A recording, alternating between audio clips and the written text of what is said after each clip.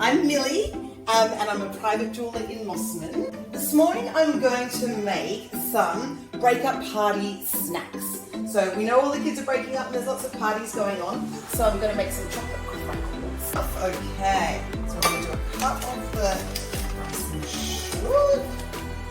This is just a little bit of rice and sugar. The kids will love this. And the coconut. And I'm probably not the best in the kitchen. That's why I go to Nosh a lot. Shit. You forgot the cocoa powder for the chocolate crackles. You forgot the main ingredient. Alright. Okay. Fold and fold. Alright. And now all we need to do is put it into the fridge to let them harden for 1 hour, and voila! You will be the belle of the after school party.